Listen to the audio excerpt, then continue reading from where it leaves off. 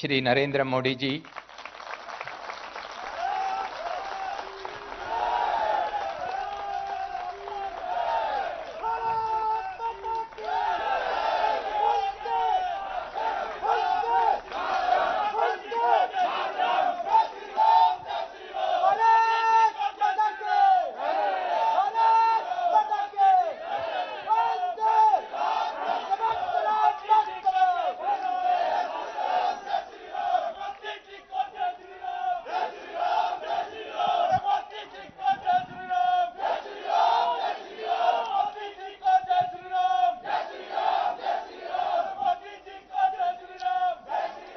respected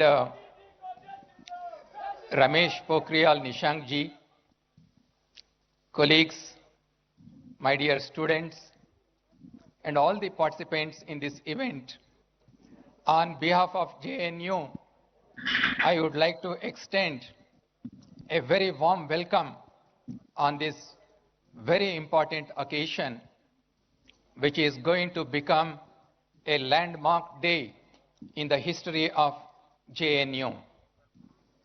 Behind this screen is the statue of Swami Vivekananda, a figure who evoked the fire of aspirations among the youth of our country, and he continues to inspire all of us. Swami Vivekananda emphasized on the importance of education and the need to reach out to the poor. I am confident that JNU in the coming years will emulate and follow the teachings of Swami Vivekananda and become an active participant in the transformation of our country into Atmanirbhar Bharat. We are all very happy and proud that our Honorable Prime Minister is amongst us to unveil the statue of Swami Vivekananda in a few moments. May I now invite the Minister of Education, Dr. Ramesh Pokhriyal Nishank ji, to share his thoughts. विश्व के सबसे लोकप्रिय नेता, भारत के यशस्वी प्रधानमंत्री परम श्रद्धेय Shri Narendra Modi ji, JNU विश्वविद्यालय के कुलपति प्रोफेसर जगदीश कुमार जी, प्रसिद्ध लोक गायिका पद्मश्री मालिनी अवस्थी जी, रेक्टर प्रोफेसर राणा प्रताप सिंह जी, सभी अतिथिगण, सभी संकाय, सभी छात्र छात्राएं और देश और दुनिया से जुड़े सभी पूर्व छात्र और जेएनयू से जुड़े सभी अध्यापक गण, आज का दिन इतिहास में एक स्वर्णिम अक्षरों में लिखे जाने वाला दिन है, जब भारतीयता के सबसे प्रमुख संवाहक को ब्रांड एम्बेसडर स्वामी विवेकानंद जी की प्रतिमा का जेएनयू परिसर में एक ऐसे व्यक्तित्व के द्वारा, एक नरेंद्र के द्वारा दूसरे नरेंद्र की प्रतिमा का आज अनावरण हो रहा हो। एक वो नरेंद्र था, एक वो नरेंद्र जिसने भारतीय जीवन मूल्यों को, देश और दर्शन का चिंतन की याद दिलाई पूरी दुनिया में। मुझे आशा है कि आज ये जो छात्र और छात्राएं जो स्वामी विवेकानंद के आदर्शों पर चलने का संकल्प ले रहे हैं, वो दुनिया में भारतीयता को अपने पुरुषार्थ और रचना धर्मिता के साथ एक नई पहचान देंगे, जहां पूरे विश्व में भारत को उसकी सांस्कृतिक पहचान, उसकी आध्यात्मिक पहचान, उसके ज्ञान और विज्ञान की पहचान देने की बात स्वामी विवेकानंद नरेंद्र ने की थी। वहीं आज पूरे विश्व के सर्वाधिक लोकप्रिय नेता, भारत के यशस्वी प्रधानमंत्री ने नए भारत और 21वीं स्वर्णिम सदी के स्वर्णिम भारत की जो पहल शुरू की है, आज ये दिन दोनों को जोड़ करके भी एक ऐतिहासिक स्मरण का दिन पूरे देश और दुनिया के सम्मुख होगा। स्वामी जी ने न केवल भारतीय दर्शन को पूरी दुनिया में पहचान दिलाई, बल्कि शिकागो में दिया गया जो उनका भाषण है, वो वैश्विक पटल पर हिंदुस्तान के शैक्षणिक और आध्यात्मिक धरोहर की अनुपम एक उपलब्धि और मिसाल बन गई है पूरी दुनिया के लिए। हमारे देश के प्रधानमंत्री जी ने हमको एक विजन दिया है और एक मिशन दिया है। अब सबको मालूम है, हमको विजन दिया है भारत को ज्ञान की महाशक्ति के रूप में उदय करना, और मिशन दिया है एक राष्ट्र को एक अच्छे नागरिक के साथ विश्व मानव को देना। यह हमारे देश के प्रधानमंत्री नरेंद्र मोदी जी का ये हमको दिया गया मिशन है और विजन है। हम नई शिक्षा नीति को ला करके उनके इस विजन को मिशन में तब्दील करके और भारतीय ज्ञान विज्ञान अनुसंधान और संस्कृति का पोषण करते हुए पूरे वैश्विक निर्माण की दिशा में हम तेजी से इस नई शिक्षा नीति को लेकर के आगे बढ़ रहे हैं। मैं समझता हूं कि स्वामी जी जो प्रतीक है भारतीयता का, आदर्श भारतीय जीवन शैली का, स्वामी जी भारतीय ज्ञान परंपरा की ऐसी त्रिवेणी है जहां ज्ञान विज्ञान आध्यात्म की तीनों धाराएं आपस में मिलकर एक नया आकार लेती हैं। निश्चय ही यह प्रतिमा हम सबको इस ज्ञान परंपरा को सदैव जोड़कर रखेगी और जेएनयू के इतिहास में एक नए आगाज का निर्माण करेगी। स्वामी जी हमेशा कहते थे कि अगर मुझे 100 ऊर्जावान युवा मिल जाए तो मैं देश की तस्वीर बदल दूंगा। मुझे विश्वास है कि ये युवा इस दिशा में सकारात्मक सोच के साथ इस मूर्ति से हमेशा प्रेरणा लेते रहेंगे। अगर मैं जेएनयू की बात करूं तो जेएनयू युवा शक्ति का एक केंद्र रहा है।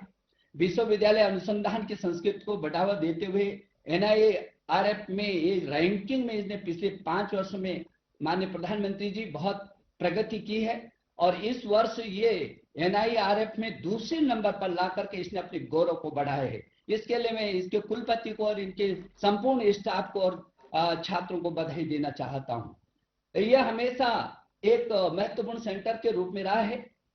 जेएनयू ने राष्ट्रीय सुरक्षा, अभियांत्रिकी, आपदा प्रबंधन, उत्तर पूर्व शिक्षण जैसे नए सेंटर अभी स्थापित किए हैं और इसको तमाम नए नए केंद्र स्थापित करते आत्मनिर्भर भारत जो प्रधानमंत्री जी आपका आह्वान है उस दिशा में जेएनयू बहुत महत्वपूर्ण कदम बढ़ा रहा है और तेजी से उस दिशा में काम कर रहा है।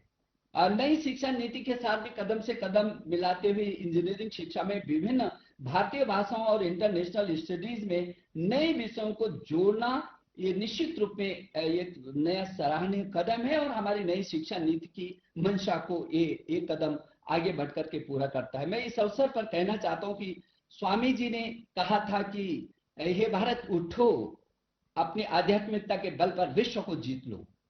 इतना ही नहीं, उन्होंने ये भी कहा था कि चारों ओर शुभ लक्षण दिखाई दे रहा है और भारतीय आध्यात्मिकता और दार्शनिक विचारों को फिर से सारे संसार पर विजय होने वाली है। मैं ये समझता हूं कि उनके उस अभियान को, उस विजन को आज दूसरे नरेंद्र मोदी नरेंद्र के रूप में पूरे विश्व में, चाहे योग हो और चाहे वो वैश्विक दिशा में पर्यावरण की चिंता का विषय हो और चाहे पूरे विश्व में आतंकवाद के खिलाफ एकजुट करने का हो, पूरे विश्व में एक लीडरशिप के तरीके से, जिस तरीके से मोदी जी के नेतृत्व में पूरा विश्व एकजुट हो रहा है इन चीजों का मुकाबला करने के लिए, निश्चित रूप में स्वामी विवेकानंद जी की मंशा को हमारे देश के प्रधानमंत्री पूरा कर रहे हैं। उन्होंने ये भी कहा था कि जितनी बड़ी कठिनाई होती है उतनी ही बड़ी जीत भी होती है। और आपको याद होगा कि पीछे के दिनों जब पूरी दुनिया में कोरोना का महासंकट आया था और हमारा देश भी अछूता नहीं रहा था, दुनिया के सबसे बड़े लोकतांत्रिक देश के यशस्वी प्रधानमंत्री नरेंद्र मोदी जी ने पूरे देश को कहा था कि चुनौतियों का जब डटकर मुकाबला होगा तो ये अवसरों में तब्दील होंगे, और वो हमने देखते हुए उस चुनौती का मुकाबला किया और वो अवसरों में तब्दील होते हुए सभी को दिखाई दी है। मैं पूर्व छात्रों को बहुत बधाई देना चाहता हूं जिनके प्रयास से आज स्वामी विवेकानंद जी की मूर्ति यहाँ पर स्थापित हुई है। मैं सारे छात्रों को, पूर्व छात्रों को बहुत बधाई देना चाहता हूं। मैं समझता हूं विवेकानंद जैसे महामानव की प्रतिमा सिर्फ व्यक्ति निर्माण का चरित्र निर्माण और चरित्र निर्माण से राष्ट्र निर्माण, और उन आदर्शों को लेकर के नेशन फर्स्ट की सोच के साथ हम आगे बढ़ेंगे और निश्चित रूप में उस युग दृष्टा विवेकानंद जी की उन आकांक्षाओं को जब उन्होंने कहा कि दुनिया में भारत का जो उदय होगा वो सारा विश्व उसके सामने नतमस्तक होगा। आज दिन इस दिशा में भी एक महत्वपूर्ण कदम होगा। मैं एक बार प्रधानमंत्री जी को उनके तमाम व्यस्तताओं के बाद भी उन्होंने हमको जो समय दिया है, मैं हृदय की गहराइयों से इस देश के 33 करोड़ छात्र छात्राओं की ओर से भी, मैं अपने 1000 विश्वविद्यालयों की ओर से भी, 45,000 डिग्री कॉलेजों की ओर से भी और 15 लाख से भी अधिक स्कूलों की ओर से भी आपके हृदय की गहराइयों से अभिनंदन करता हूं और स्वागत करता हूं। बहुत बहुत धन्यवाद। Dhanyawad, Dr. Nishank ji. Whether it is providing funds to the university or helping us in the expansion of our academic programs, you always stood behind us. As a university, we are grateful to you for all the help that you are providing to us. Thank you, sir. May I now invite the Honorable Prime Minister, Shri Narendra Modi ji, to unveil the statue of Swami Vivekananda.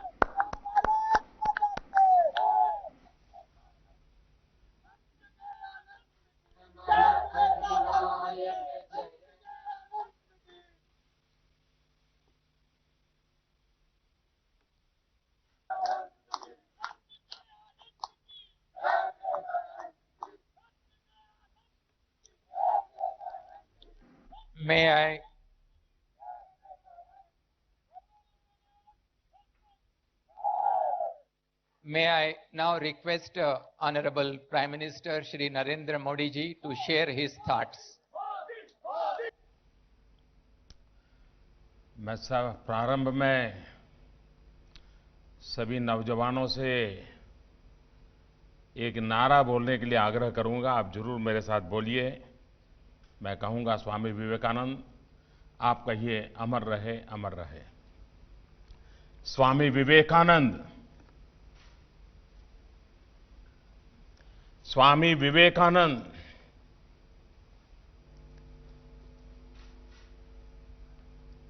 देश के शिक्षा मंत्री doctor Ramesh Pokhriyal Nishank ji, JNU के vice chancellor professor Jagdish Kumar जी,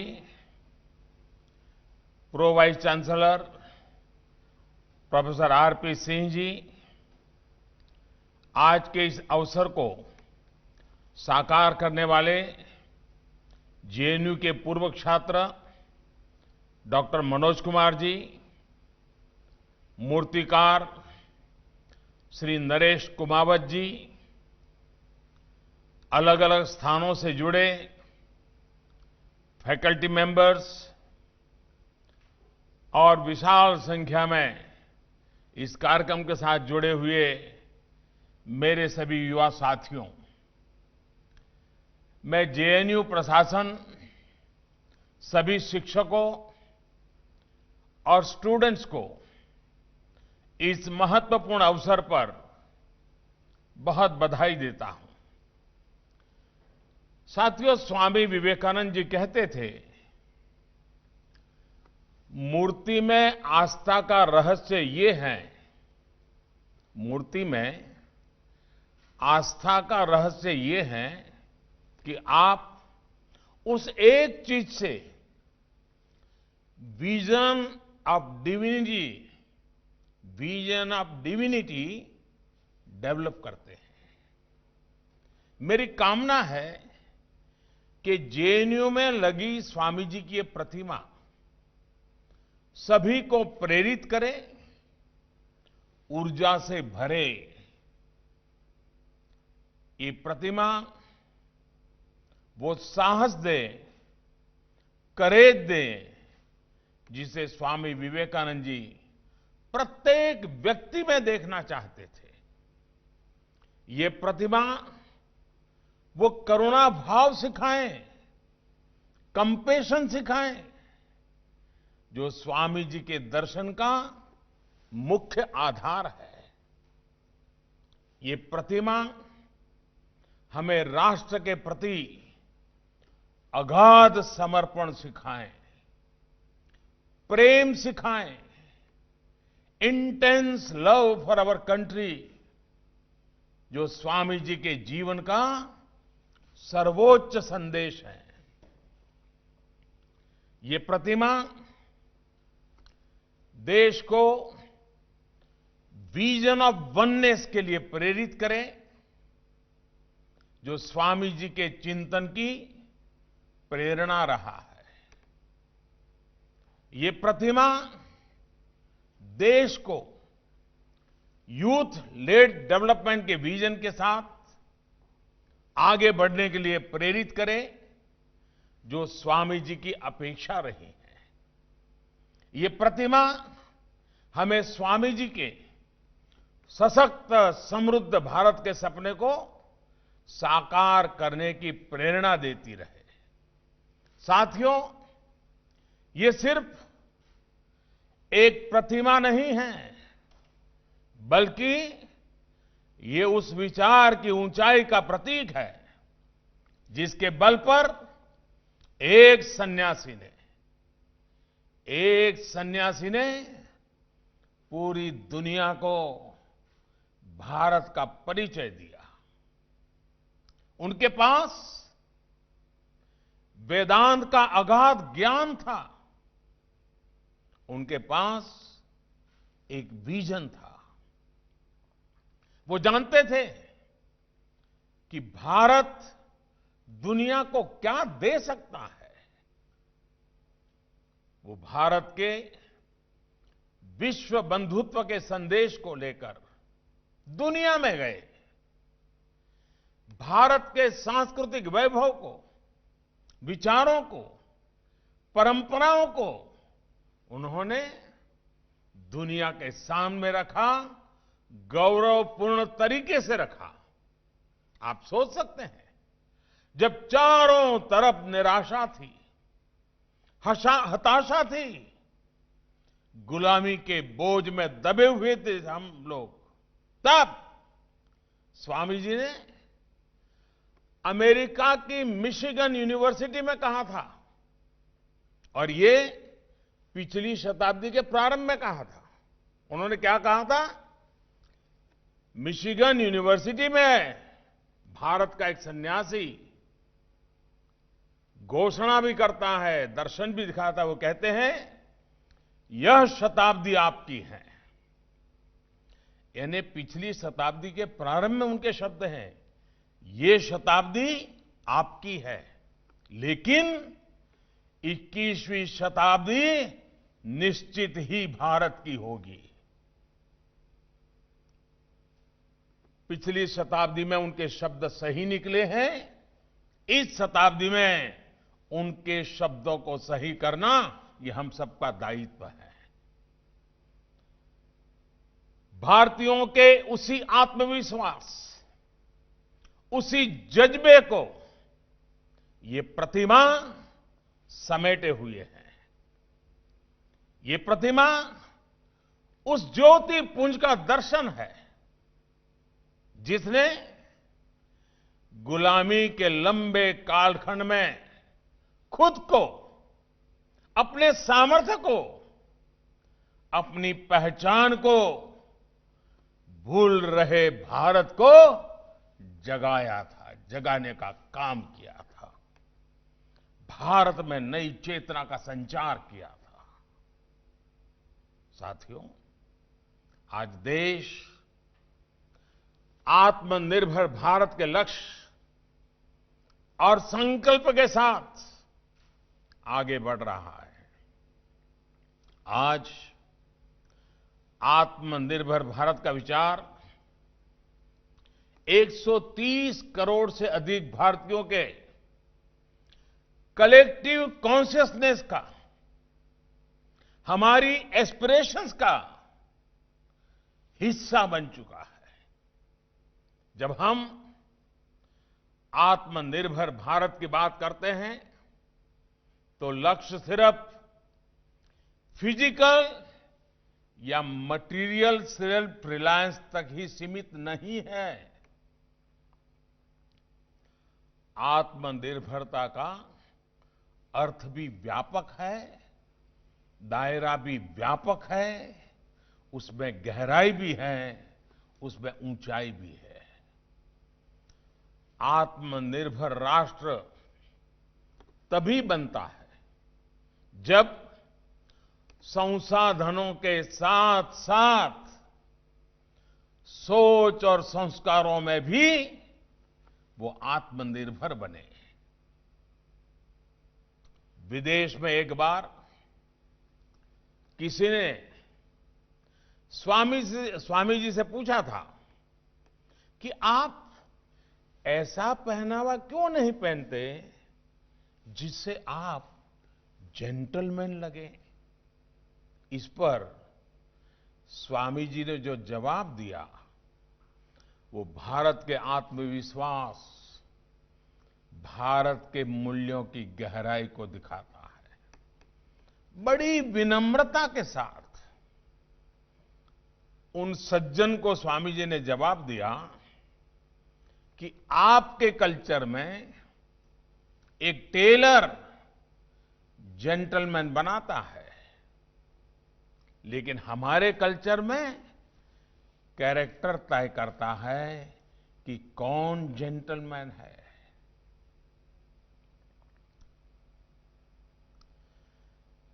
आत्मनिर्भर सोच और संस्कारों का निर्णय ये कैंपस बनाते हैं, आप जैसे युवा साथी बनाते हैं।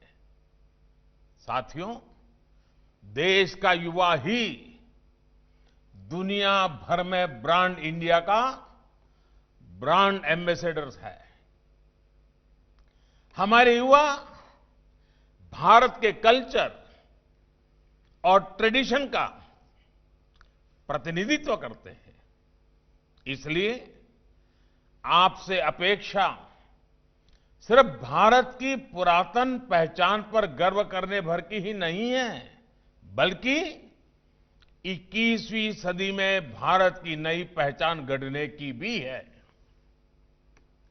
अतीत में हमने दुनिया को क्या दिया, ये याद रखना और ये बताना हमारे आत्मविश्वास को बढ़ाता है।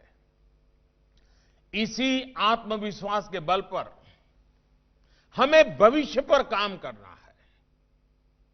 भारत 21वीं सदी की दुनिया में क्या कंट्रीब्यूट करेगा, इसके लिए इनोवेट करना हम सभी का दायित्व है।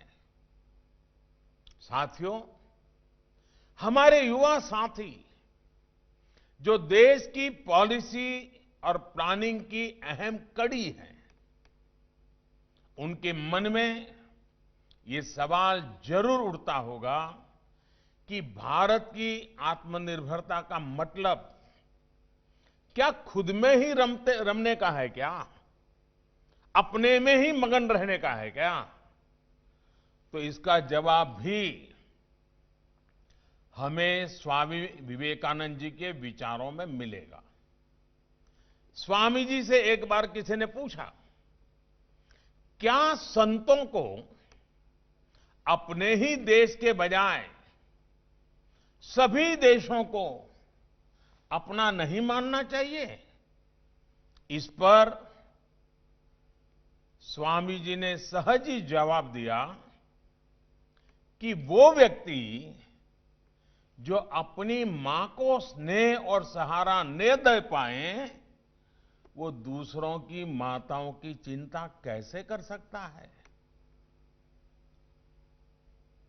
इसलिए हमारी आत्मनिर्भरता पूरी मानवता के भले के लिए है और हम ये करके दिखा रहे हैं। जब जब भारत का सामर्थ्य बड़ा है, तब तब उससे दुनिया को लाभ हुआ है। भारत की आत्मनिर्भरता में आत्मवत् सर्वभूतेषु की भावना जुड़ी हुई है। पूरे संसार के कल्याण की सोच जुड़ी हुई है। साथियों, आज हर सेक्टर में किए जा रहे अभूतपूर्व सुधार आत्मनिर्भरता की भावना से किए जा रहे हैं। देश की जनता ने वोट के माध्यम से इन रिफॉर्म्स को समर्थन भी दिया है। आप सभी तो जेएनयू में भारत की सामाजिक और राजनीतिक व्यवस्था का गंभीरता से विश्लेषण करते रहते हैं। आपसे बेहतर ये कौन जानता है कि भारत में रिफॉर्म्स को लेकर क्या-क्या बातें होती थी। क्या ये सच नहीं है? क्या भारत में गुड रिफॉर्म्स को बैड पॉलिटिक्स नहीं माना जाता था? तो फिर गुड रिफॉर्म्स गुड पॉलिटिक्स कैसे हो गए? इसको लेकर आप जेएनयू के साथी जरूर रिसर्च करें। लेकिन अनुभव के आधार पर मैं एक पहलू आपके सामने जरूर रखूंगा। आज सिस्टम में जितने रिफॉर्म्स किए जा रहे हैं, उनके पीछे भारत को हर प्रकार से बेहतर बनाने का संकल्प है। आज हो रहे रिफॉर्म्स के साथ नियत और निष्ठा पवित्र है। आज जो रिफॉर्म्स किए जा रहे हैं, उससे पहले एक सुरक्षा कवच तैयार किया जा रहा है। इस कवच का सबसे बड़ा आधार है विश्वास, भरोसा। अब जैसे प्रो फार्मर रिफॉर्म्स, उसी की बात कर लें। किसान दशकों तक सिर्फ राजनीतिक चर्चा का ही विषय रहा। जमीन पर उसके हित में कदम सीमित ही थे। बीते 5-6 सालों में हमने किसानों के लिए एक सुरक्षा तंत्र विकसित किया। सिंचाई का बेहतर इंफ्रास्ट्रक्चर हो, मंडियों के आधुनिकीकरण पर निवेश हो, यूरिया की उपलब्धता हो, सॉइल हेल्थ कार्ड हो, बेहतर बीज हो, फसल बीमा हो, लागत का 1.5 गुना एमएसपी हो, ऑनलाइन मार्केट की व्यवस्था ई नाम हो और पीएम सम्मान निधि से सीधी मदद हो। बीते सालों में एमएसपी को भी अनेक बार बढ़ाया गया और किसानों से रिकॉर्ड खरीद भी की गई है। किसानों के इर्द गिर्द जब ये सुरक्षा कवच बन गया, जब उनमें विश्वास जागा, तब जाकर के एग्रो रिफॉर्म्स को हमने आगे बढ़ाया।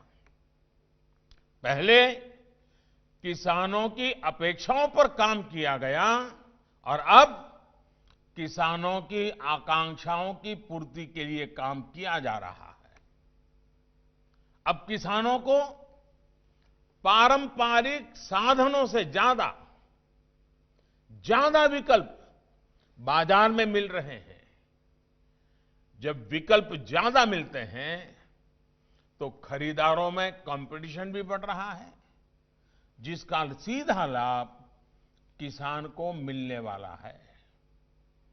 रिफॉर्म्स के कारण अब किसान उत्पादक संघ यानी एफपीओज के माध्यम से किसानों के सीधे एक्सपोर्टर्स बनने का भी रास्ता साफ हुआ है। साथियों, किसानों के साथ साथ गरीबों के हित में किए गए रिफॉर्म्स के मामले में यही रास्ता अपनाया जा रहा है। हमारे यहां लंबे समय तक गरीब को सिर्फ नारों में ही रखा गया, लेकिन सच्चाई ये थी कि देश के गरीब को कभी सिस्टम से जोड़ने की चेष्टा ही नहीं हुई। जो सबसे ज्यादा निग्लेक्टेड था वो गरीब था, जो सबसे ज्यादा अनकनेक्टेड था वो गरीब था, जो सबसे ज्यादा फाइनेंशियली एक्सक्लूडेड था वो गरीब था।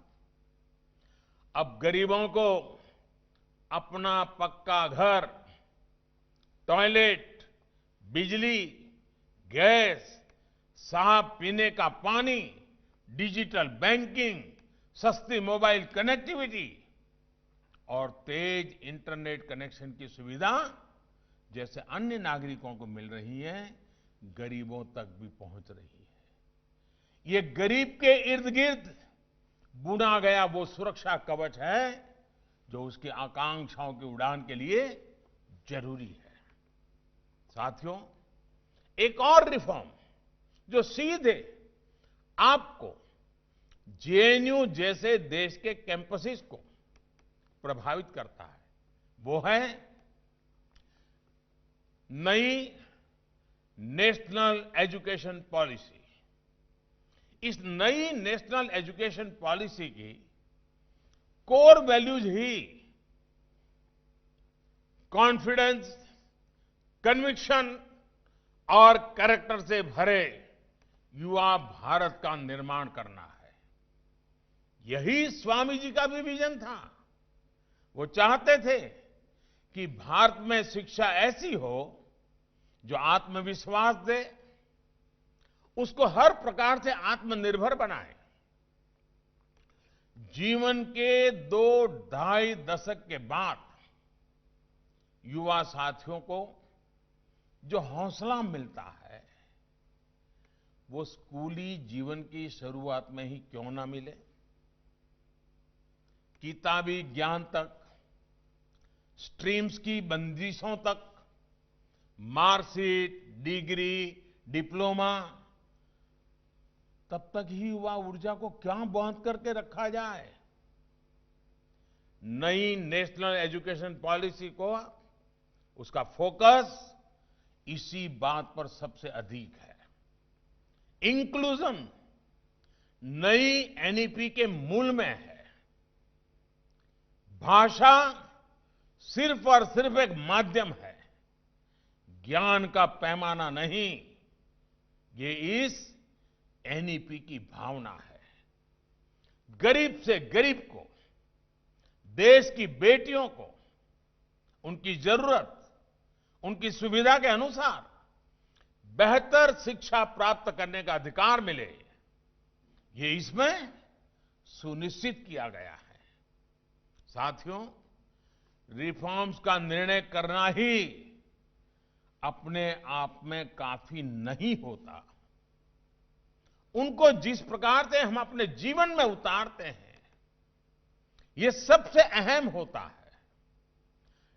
नई नेशनल एजुकेशन पॉलिसी में उससे हमारी शिक्षा व्यवस्था में सार्थक बदलाव भी तभी तेजी से आएगा जब हम, आप सभी साथी ईमानदारी से प्रयास करेंगे। विशेष तौर पर हमारे शिक्षक वर्ग, बुद्धिजीवी वर्ग पर इसका सबसे ज्यादा दायित्व है। वैसे साथियों, जेएनयू के इस कैंपस में एक बेहद लोकप्रिय जगह है।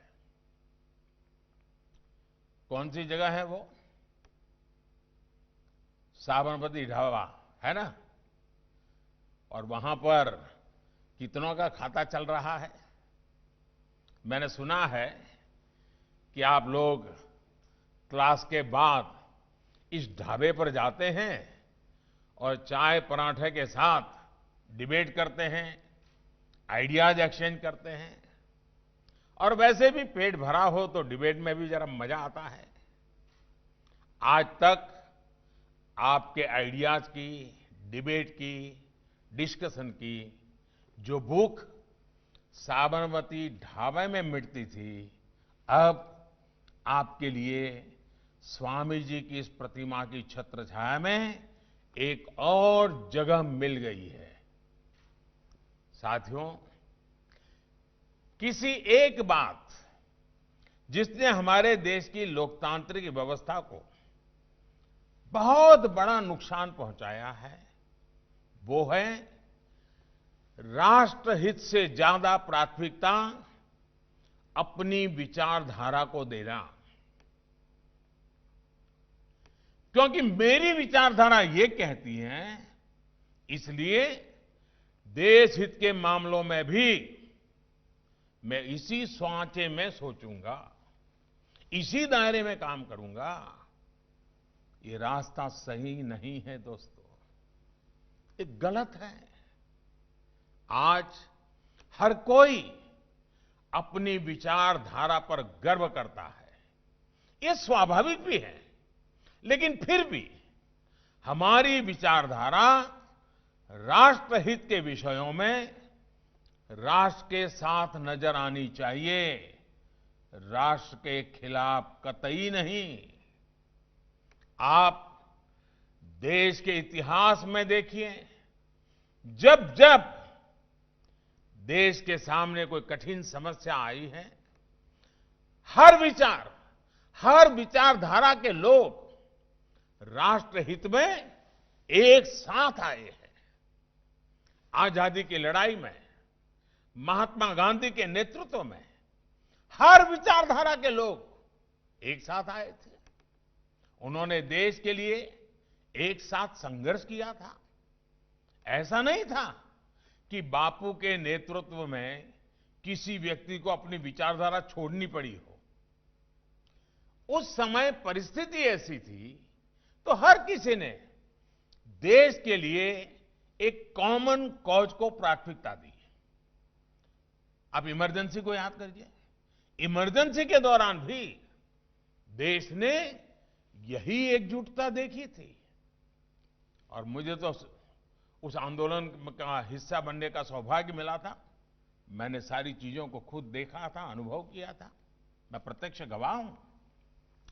इमरजेंसी के खिलाफ उस आंदोलन में कांग्रेस के पूर्व नेता और कार्यकर्ता भी थे, आरएसएस के स्वयंसेवक और जनसंघ के लोग भी थे, समाजवादी लोग भी थे, कम्युनिस्ट भी थे, जेएनयू से जुड़े कितने ही लोग थे जिन्होंने एक साथ आकर इमरजेंसी के खिलाफ संघर्ष किया था।